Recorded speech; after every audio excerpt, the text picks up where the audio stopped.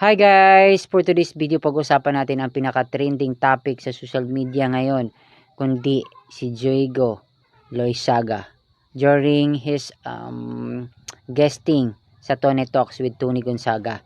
So, mainit-init na pinag-usapan doon at sinagot ni Diego na against siya sa marriage. Hindi siya papayag sa marriage kasi is a piece of paper lang daw yun. So according to him, what if hindi kayo nagkasundo, hindi kayo compatible sa isa't isa, nagka-problema yung pamilya nyo, na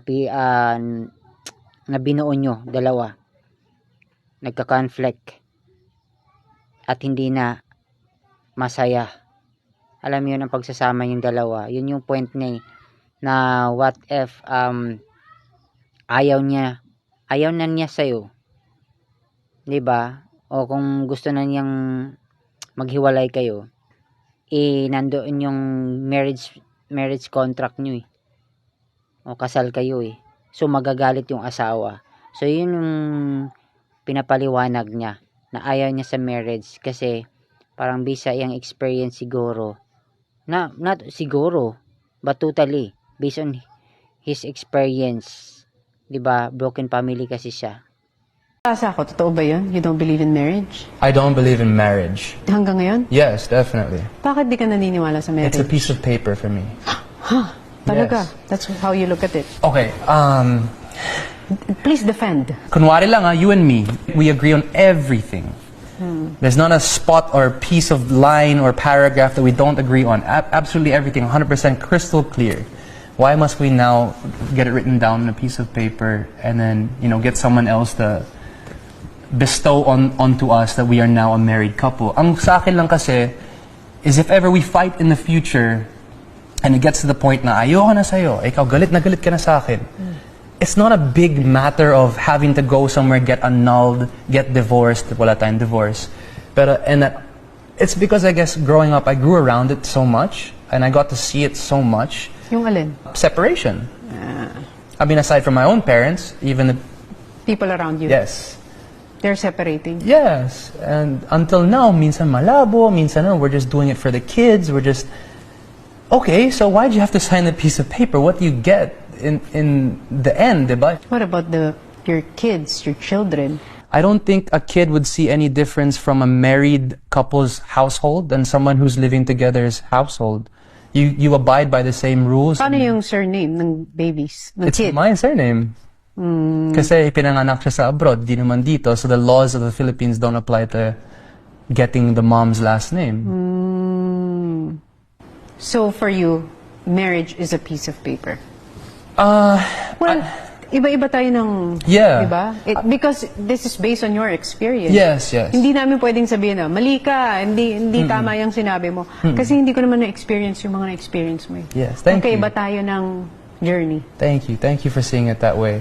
But then again, at the tones, we can talk 5 years from now and maybe Pwede pa rin things will be magbago. different. Oo. But from where We're I'm sitting, humans, we change every single day. that's the only thing that is actually promised to us, that change. Kasi as you mature in life, as you experience a lot of things along the way, nababago ka, namomold yung pananaw mo. Ito kasi based on your experience growing up. Ito, Yes, ma'am. ito yung nangyari sa'yo. Ito na yung pananaw mo. Ito na yung na-observe mo, okay. And then eventually, as you age, hindi natin malalaman. Maybe now, yan yung conversation natin. 10 years from now, when we see each other, you're married. Di ba? Hindi natin masasabi. Yeah, bite Diba? my tongue. Hindi natin masasabi talaga. That's true. I do naman agree with you in that sense. Kasi di ba tayo, we all have our own childhood wounds, traumas that we have to heal from. Tapos ang dream mo sa anak mo is they don't have to heal from their childhood That's true. with you as her dad. Wow, that hit hard. You hope one day your daughter will grow up and she doesn't have to heal from having you as her father. I hope so. Diba? I hope so. There's nothing in this life now that I want to do aside from if it's for her. That's it. I think as a dad or any parent, it's kind of like dead set already. Like I said, it was a moment for me when I saw her goodbye, Diego. This is now my vow to you the rest of my life. Usap-usapan kasi sa social media yung pagiging hindi niya favor sa marriage. So, we respect to Diego kasi hindi natin alam kung ano yung main reason niya, pero may pinaghuhugutan siya sa sagot niya kay Tony Gonzaga. So, it regards kung ano man yun, we do respect. Pero, sa mga babae, pangarap kasi na maikasal talaga ng mga babae. So, ngayon, yung new generation natin kasi ngayon parang iba na. Not really parang.